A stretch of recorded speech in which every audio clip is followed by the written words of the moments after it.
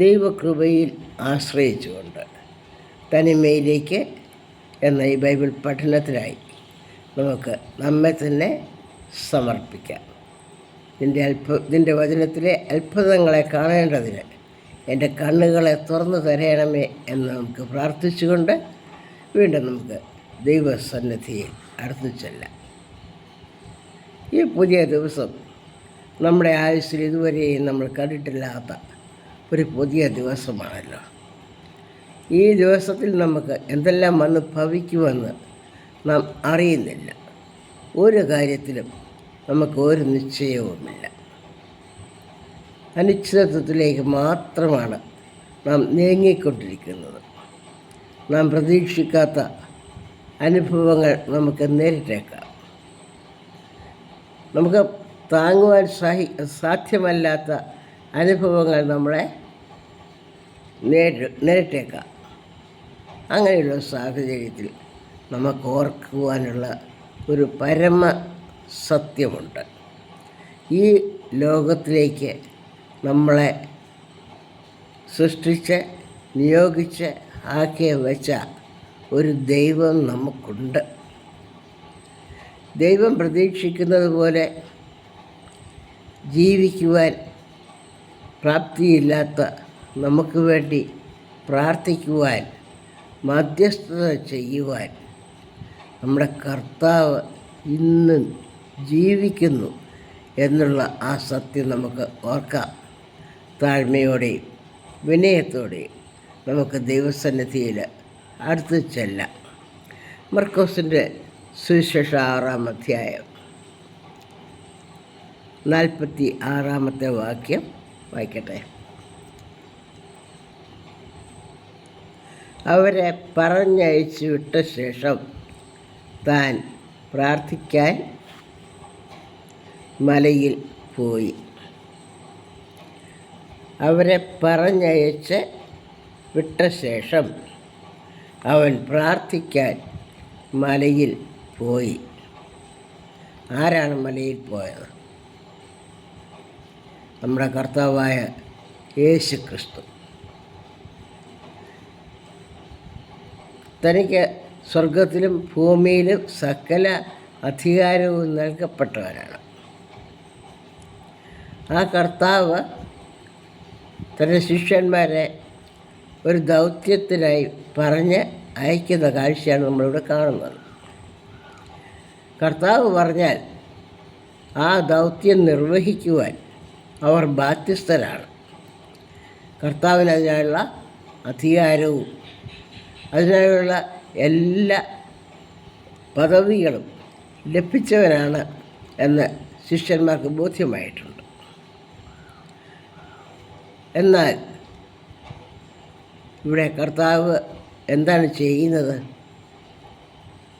തനിക്ക് അധികാരമുണ്ട്, അതുകൊണ്ട് ശിഷ്യന്മാരെ പറഞ്ഞു വിട്ടു. ആ ശിഷ്യന്മാരെ കാക്കുവാൻ തനിക്ക് കഴിവുണ്ട് എന്നറിയാം.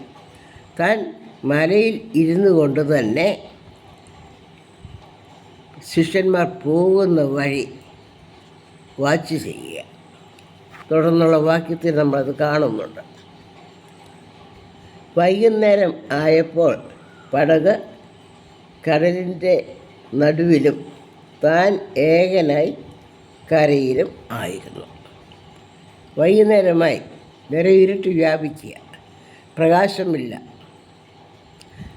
അന്ധകാരത്തിൻ്റെ മധ്യത്തിൽ ശിഷ്യന്മാർ കടലിൻ്റെ നടുവിലായി. കർത്താവോ ഏകനായി മലയിൽ ഇരിക്കുക. പിതാവിനോടുള്ള സംസർഗത്തിൽ താൻ ഏകനായി ഇരിക്കുക. ആ സമയത്തും കർത്താവിന് ശിഷ്യന്മാരെക്കുറിച്ചുള്ള വിചാരമാണ്. ദൈവസന്നിധിയിൽ ഏകനായി ഇരിക്കുമ്പോഴും തൻ്റെ ദൗത്യം മറന്നിട്ടില്ല. തൻ്റെ ചുമതല താൻ മറന്നിട്ടില്ല. താൻ പിതാവുമായുള്ള സംസർഗത്തിൽ സന്തോഷത്തിൽ ഇരിക്കുകയാണ്. പക്ഷേ താൻ എന്തിനു വേണ്ടിയാണ് ലോകത്തിൽ വന്നിരിക്കുന്നത്? പിതാവിന് തന്നെ ലോകത്തിൽ അയച്ചതിനെ അയച്ചതിനെക്കുറിച്ചൊരു പദ്ധതിയുണ്ട്. ആ കാര്യം കർത്താവ് ഒരിക്കലും മറന്നു കളയുന്നില്ല. പിതാവ് തൻ്റെ പദ്ധതി നിർവഹിക്കുവാൻ വേണ്ടി തന്നെ ലോകത്തിൽ അയച്ചിരിക്കുക. തനിക്ക് തന്നെ പദ്ധതി വേണ്ടവണ്ണം നിർവഹിക്കുവാനുള്ള കഴിവില്ല. അതുകൊണ്ട് പിതാവിൻ്റെ സാന്നിധ്യം, പിതാവിൻ്റെ ആലോചന, പിതാവിൻ്റെ ശക്തി തനിക്ക് ആവശ്യമാണ്. അതുകൊണ്ട് പിതാവുമായുള്ള സംസർഗത്തിൽ താൻ നിരന്തരം കഴിച്ചുകൂട്ടി. മാത്രമല്ല, താൻ ലോകത്തിൽ ജീവിക്കുമ്പോൾ തനിക്ക് എന്തെങ്കിലും കുറവുകൾ വന്നിട്ടുണ്ടോ എന്ന് താൻ സംശയിച്ചു. മഹാപുരോഹിത പ്രാർത്ഥനയിൽ കർത്താവ് പറയുന്നുണ്ടല്ലോ, അവർക്ക് വേണ്ടി ഞാൻ എന്നെ തന്നെ ശുദ്ധീകരിക്കുക. നമ്മുടെ കർത്താവ് തന്നെ തന്നെ എഫർട്ടെടുത്ത് ശുദ്ധീകരിക്കുന്ന ഒരു ജീവിതക്രമമാണ് നമ്മൾ കാണുന്നത്. തൻ്റെ ചുമതലയിലുള്ള ശിഷ്യന്മാർ കടലിന് നടുക്ക് കൊടുങ്കാറ്റടിക്കുന്നു. താനോ പിതാവുമായുള്ള സംസർഗത്തിൽ മലയിൽ ഇരിക്കുക, സുരക്ഷിതനായിരിക്കുക. തനിക്ക് അവിടെ ഇരിക്കുവാനായിട്ട് സാധിക്കുന്നില്ല, ഇരിക്കപ്പെടുകയില്ല. മലയിൽ നിന്നും ഇറങ്ങി കാറ്റിൻ്റെ ആ നടുവിൽ കൂടി കർത്താവ് ഇറങ്ങി ശിഷ്യന്മാരുടെ അടുക്കലേക്ക് ചെല്ലുക. നമ്മുടെ കർത്താവിന് നമ്മളെക്കുറിച്ച് എത്രമാത്രം കരുതലുണ്ട്. നാം ജീവിക്കുന്ന സാഹചര്യത്തെക്കുറിച്ച് കർത്താവിന് നല്ലവണ്ണം അറിയാം. നമ്മുടെ ബലഹീനതകളെ അറിയാം. നമുക്കവയെ നേരിടുവാനുള്ള കഴിവ് ഇല്ല എന്നുള്ളതാണ് കർത്താവിന് നമ്മളെക്കുറിച്ച് അറിയാവുന്നത്. അതുകൊണ്ട് ദൈവത്തിൻ്റെ ബലം നമുക്ക് ആവശ്യം, ദൈവത്തിൻ്റെ സാന്നിധ്യം നമുക്ക് ആവശ്യമാണ്. പലപ്പോഴും ഈ ലോകത്തിൽ ജീവിക്കുവാൻ ഉള്ള ശ്രമത്തിൽ ആയിരിക്കുമ്പോൾ നമുക്ക് ദൈവസാന്നിധ്യം അന്യമായി പോകും. ഈ ലോകത്തിൻ്റേതായുള്ള നിലപാടിൽ, ഈ ലോകത്തിൻ്റേതായുള്ള നിലവാരത്തിൽ നാം ജീവിക്കുമ്പോൾ അവിടെ ദൈവ സാന്നിധ്യം അനുഭവിക്കുവാൻ, ദൈവത്തിൻ്റെ ഹിതം നിറവേറ്റുവാനുള്ള ഒരു വാഞ്ച നമുക്കുണ്ടാകുവാൻ നാം ഈ ലോകത്തിൽ ശ്രദ്ധിക്കേണ്ടതാണ്. പ്രത്യേകിച്ച് നാം ജീവിക്കുന്ന ഈ കാലയളവിൽ ദൈവഭയവും ദൈവബോധവും നമുക്ക് അത്യന്താപേക്ഷിതമായിട്ടുള്ള രണ്ട് ഘടകമാണ്. നാം പറയുന്ന വാക്കുകൾ, നാം ചിന്തിക്കുന്ന ചിന്തകൾ, നാം പ്രവർത്തിക്കുന്ന പ്രവർത്തനങ്ങൾ, ഇവയൊക്കെയും ദൈവത്തിൻ്റെ ന്യായവിധിയുടെ മുൻപാകെ വരേണ്ടതാകുന്നു എന്നുള്ള ആ ഓർമ്മ നമ്മെ ഭരിക്കണം. ഓളത്തിനൊത്ത് ഒഴുകുന്നവരാകുവാൻ നമ്മെ അനുവദിക്കരുത്. നമ്മെക്കുറിച്ച് ദൈവം ഒരു പദ്ധതി നിർണയിച്ചിട്ടുണ്ട്, അതിനുള്ള വഴി കാണിച്ചു തന്നിട്ടുണ്ട്. മാത്രമല്ല, നാം ബലഹീനരാകുമ്പോൾ നമ്മെ ബലപ്പെടുത്തുവാനായി പരിശുദ്ധാത്മാവിനെയും നമുക്ക് അയച്ചു തന്നിട്ടുണ്ട്. ആ ഒരു സത്യം ഈ ലോക ജീവിതത്തിൽ നമ്മെ ശക്തിപ്പെടുത്തട്ടെ, നമ്മളെ ഉറപ്പിക്കട്ടെ, നന്മ മാത്രം ചെയ്യുവാൻ നമ്മളെ ബലപ്പെടുത്തട്ടെ. നമുക്ക് ഈ ലോക ജീവിതത്തിലെ വ്യത്യസ്തമായുള്ള ജനങ്ങളുടെ പ്രവർത്തനങ്ങളെ ഒക്കെ നമ്മൾ ശോധന ചെയ്യുമ്പോൾ ദൈവത്തിന് പോലും എല്ലാ മനുഷ്യരെയും ഒരേ സമയം പ്രസാദിപ്പിക്കാൻ കഴിയുന്നില്ല എന്നുള്ളത് നാം മനസ്സിലാക്കുന്നൊരു കാര്യമാണ്. ഉദാഹരണം, ഒരു കർഷകന് മഴ ആവശ്യമുണ്ട്, എന്നാൽ ഒരു കുശവന് വെയിലാണ് ആവശ്യം. രണ്ടുപേരും ജീവിക്കുന്നത് ഒരേ കാലയളവിൽ. ഒരേ പശ്ചാത്തലത്തിൽ രണ്ടുപേരും അയൽവക്കത്തുള്ളവരായിരിക്കാം. ഓരോരുത്തർക്കും തങ്ങളുടേതായ തൊഴിലിൽ വ്യത്യസ്ത അനുഭവങ്ങളായിരിക്കും ആവശ്യമായിരിക്കുന്നത്. ഒരു കർഷകനെയും ഒരു കുശവനെയും ഒരേ സമയത്ത് ദൈവത്തിന് ഒരുപോലെ പ്രസാദിപ്പിക്കുവാൻ കഴിയുന്നില്ല. മനുഷ്യർ അതുപോലെയുള്ള പരിമിതികളാൽ സൃഷ്ടിക്കപ്പെട്ടവരാണ്. ദൈവത്തെക്കാൾ അല്പം മാത്രം താഴ്ത്തി സൃഷ്ടിക്കപ്പെട്ടവരാണ്. അതേസമയം തേജസ്സും ബഹുമാനവും നഷ്ടപ്പെടുത്താതെ ജീവിക്കുവാൻ ബാധ്യസ്ഥന്മാരാണ്. നമുക്ക് തേജസ്സും ബഹുമാനവും നഷ്ടപ്പെടുവാനുള്ള അവസരങ്ങൾ നിരവധി നമ്മുടെ ജീവിതത്തിൽ വന്നുകൊണ്ടിരിക്കും. ആ സമയത്ത് നമുക്ക് ജാഗ്രത ആവശ്യമാണ്. നമ്മളെക്കുറിച്ച് ചിന്തയുള്ള ഒരു കർത്താവ് നമുക്ക് വേണ്ടി മധ്യസ്ഥത ചെയ്യുന്നുണ്ടെന്നുള്ളതൊരു സത്യം. അവനെ വിളിച്ചപേക്ഷിച്ചാൽ, അല്ലെങ്കിൽ അവൻ പറഞ്ഞിട്ടാണ് നാം ചെയ്യുന്ന പ്രവർത്തനങ്ങൾ, അല്ലെ നാം ആയിരിക്കുന്ന സാഹചര്യങ്ങളിൽ നമ്മൾ അകപ്പെട്ടു പോയത് എന്നുള്ള പൂർണ്ണ ബോധ്യമുണ്ടെങ്കിൽ അവൻ നമ്മളെ സഹായിക്കുവാൻ ബാധ്യസ്ഥനാണ്. തക്ക സമയത്ത് കടന്നു വന്ന് നമ്മളെ സഹായിക്കുകയും ചെയ്യും. ശിഷ്യന്മാർ കാറ്റിനാൽ വലയുന്നത് കണ്ട് കർത്താവ് മനസ്സലിഞ്ഞ് ആ പിതാവുമായുള്ള സംസർഗത്തിൽ നിന്നും ഇറങ്ങി കടലിന്മേൽ നടന്ന് പടകിന് അരികെ വന്നു. അവൻ പടക് കയറി, കാറ്റ് അമർന്നു. നമ്മുടെ ജീവിതവും നിലയില്ലാത്ത കടലിൽ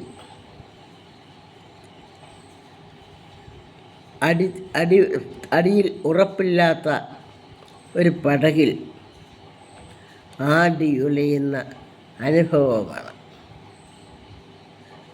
പ്രശ്നങ്ങളും പ്രതികൂലങ്ങളും പ്രയാസങ്ങളും ഇല്ലാത്ത ഒരു ദിവസം പോലും നമുക്ക് ജീവിതത്തിൽ നേരിടുന്നില്ല. അങ്ങനെയുള്ള സമയം നമുക്ക് ദൈവത്തെ വിളിച്ചപേക്ഷിക്കുകയല്ലാതെ മറ്റ് മാർഗം ഒന്നുമില്ല. ഒരുപക്ഷെ ഈ ലോക ജീവിതത്തിൻ്റെ തത്രപ്പാടിൽ നാം മറ്റ് പല വഴികളും അന്വേഷിച്ചേക്കാം. സമ്പത്ത് കൊണ്ട് നമ്മുടെ സമ്പത്തുകൾ കുമിഞ്ഞു കൂട്ടിയാൽ നമ്മുടെ പ്രശ്നങ്ങളൊക്കെ തീരുമെന്ന് നാം വ്യാമോഹിക്കും. അത് വെറും വ്യാമോഹം മാത്രമാണ്. സമ്പത്തിൻ്റെ അമിതമായ ആർജവം പ്രശ്നങ്ങൾക്കൊന്നും പരിഹാരമില്ല. കാരണം ഈ ആകാശത്തിന് കീഴെ പുഴുവും തുരുമ്പും കള്ളന്മാരും ഉണ്ട് എന്ന് ദൈവവചനം നമ്മളെ ഓർപ്പിക്കുക. ഈ ആകാശത്തിൻ്റെ കീഴെ നാം ജീവിക്കുമ്പോൾ പ്രശ്നങ്ങളുടെ നശീകരണ ശക്തികളുടെ ഇടയിലാണ് നാം ജീവിക്കുന്നത്. അവ എന്തെല്ലാം സ്വരുക്കൂട്ടിയാലും അവയൊക്കെയും നശിക്കുവാനുള്ള സാധ്യതകൾ നമുക്ക് ചുറ്റും കാണുന്നുണ്ട്. സൽപ്പേര് നാം ഉണ്ടാക്കിയെടുക്കാമെന്ന് കരുതിയാൽ നമ്മളെക്കുറിച്ച് അപവാദം പറയുവാൻ 1000 പേരെയായിരിക്കാം ദൈവം നമുക്ക് ചുറ്റും ഒരുക്കിയിരിക്കുന്നത്. നാം അധ്വാനിച്ചുണ്ടാക്കുന്ന കാർഷിക വിഭവങ്ങൾ നമുക്ക് അത് വളർന്നു വരുമ്പോൾ ഫലം അനുഭവിക്കാമെന്ന് കരുതിയാൽ അവയെ നശിപ്പിക്കുവാൻ കീടങ്ങളെയും പുഴുക്കളെയും കൃമികളെയും ധാരാളം ഈ ലോകം ഉൽപ്പാദിപ്പിച്ചുവിടും. എവിടെയാണ് സുരക്ഷിതത്വം? സുരക്ഷിതത്വം നമുക്കുള്ളത് ക്രൂശിക്കപ്പെട്ട കർത്താവിൻ്റെ ആ തിരുമാർവിൽ മാത്രമാണ്. ജീവിതത്തിൽ കഷ്ടപ്പെടുവാൻ ഒരുങ്ങി നാം ഈ ലോകത്തിൽ ജീവിക്കുമ്പോൾ, അല്ലെങ്കിൽ കഷ്ടതകൾ എൻ്റെ അവകാശമാണ് എന്ന് മനസ്സിലാക്കി ജീവിക്കുമ്പോൾ നമുക്ക് ദൈവാശ്രയം നമുക്ക് ഉണ്ടാകുന്നു. കാരണം കഷ്ടതകളെ നേരിടുവാനുള്ള കഴിവ് നമുക്ക് സ്വായത്തമാക്കുവാൻ ആർക്കും കഴിയുന്നില്ല. ദൈവ സാന്നിധ്യമില്ലാതെ, ദൈവ ആലോചനയില്ലാതെ നമുക്ക് നേർവഴിക്ക് നടക്കുവാൻ കഴിയുന്നില്ല. ഒരുപക്ഷെ ഒരു വഴി നല്ലതാണ് എന്ന് കരുതി നാം അതിനെ പിന്തുടർന്നാൽ പിന്നീട് അത് നമുക്ക് ചിലപ്പം ദുഃഖ കാരണമായി തീരും. വളരെ താലോലിച്ച് സ്നേഹിച്ച് വളർത്തുന്ന കുഞ്ഞുങ്ങൾ പ്രായമാകുമ്പോൾ തങ്ങളെ സംരക്ഷിക്കും എന്നുള്ള പ്രത്യാശയിൽ തങ്ങൾക്ക് ലഭിക്കുന്ന എല്ലാ ഭൗതിക അനുഗ്രഹങ്ങളും അവർക്ക് വേണ്ടി സ്വരുക്കൂട്ടി വയ്ക്കുന്ന വൃദ്ധ മാതാക്കൾ ഇന്ന് കണ്ണുനീരിൻ്റെ അനുഭവത്തിൽ കൂടെ കടന്നു പോകുന്നത് നമ്മൾ കാണുന്നില്ലേ? നാം ശ്രദ്ധാപൂർവം വലിയ വിഭവങ്ങളെ ഉണ്ടാക്കിയാൽ ഒടുവിലത് നമ്മെ ചതിക്കുന്ന വാളായി തീരുന്നത് നമ്മൾ കാണുന്നില്ലേ? സ്വയംകൃത അനർത്ഥത്തിൽ ചെന്ന് ചാടുന്ന അനേകരെ നമ്മൾ കാണുന്നുണ്ട്. ആളുകൾ ദുഃഖത്തിൻ്റെ അനുഭവത്തിൽ കൂടി കടന്നു പോകുമ്പോൾ മറ്റുള്ളവർ പറയും, തന്നെത്താൻ വരുത്തി വെച്ചതല്ലേ, അനുഭവിക്കട്ടെ. നമുക്ക് ശാശ്വതമായ ഉറപ്പുള്ള ഒരു മാർഗവും ഈ ലോകത്തിൽ നമ്മുടെ വിദ്യാഭ്യാസം കൊണ്ടോ, നമ്മുടെ ധനസമൃദ്ധി കൊണ്ടോ, നമ്മുടെ സൗഹൃദം കൊണ്ടോ, നമ്മുടെ ബുദ്ധിശക്തി കൊണ്ടോ, ആരോഗ്യം കൊണ്ടോ ഒന്നും നേടുവാൻ സാധിക്കുകയില്ല. ദൈവത്തിൻ്റെ സമാധാനം നമ്മളെ ഭരിക്കുമ്പോൾ ഏത് പ്രതികൂലങ്ങളെയും അതിജീവിക്കുവാനുള്ള ശക്തി ദൈവം നമുക്ക് തരുന്നു. നാം പ്രശ്നങ്ങളിൽ അകപ്പെടുമ്പോൾ നമുക്ക് ഓർക്കാം, കർത്താവാണ് എന്നെ ഈ ലോകത്തിലേക്ക് അയച്ചത്. എന്നെ ലോകത്തിൽ അയച്ച എൻ്റെ ദൈവത്തിന് എന്നെക്കുറിച്ചൊരു പദ്ധതിയുണ്ട്. ആ പദ്ധതിയുടെ നിർവഹണത്തിൽ ഞാൻ കഷ്ടപ്പെടുമ്പോൾ, ഞാൻ അലയുമ്പോൾ, ഞാൻ വലയുമ്പോൾ ഇത് കണ്ടുകൊണ്ടിരിക്കുന്ന എൻ്റെ കർത്താവ് എനിക്ക് വേണ്ടി മധ്യസ്ഥത ചെയ്യുക മാത്രമല്ല, അവൻ അവിടെ നിന്ന് എഴുന്നേറ്റ് ഇറങ്ങി എൻ്റെ അടുക്കൽ വരും. എൻ്റെ അടുക്കൽ വരുന്ന കർത്താവിൻ്റെ ആ സാന്നിധ്യത്തിൽ ഞാൻ മറയുവാൻ, അവൻ്റെ സാന്നിധ്യത്തിൽ ആശ്വസിക്കുവാൻ, നമ്മുടെ പ്രശ്നം നിറഞ്ഞ ലോകത്തിൽ നമുക്ക് ദൈവം ഇടയാക്കണമേ. ദൈവസാന്നിധ്യം ഇന്നത്തെ ജീവിതത്തിൽ നാം അനുഭവിച്ച് സമാധാനത്തോടെ ഇന്നത്തെ ദിവസം നമുക്ക് കഴിച്ചു കൂട്ടുവാൻ പരിശുദ്ധാത്മാവ് നമ്മെ സഹായിക്കണമേ എന്ന് നമുക്ക് പ്രാർത്ഥിക്കാം.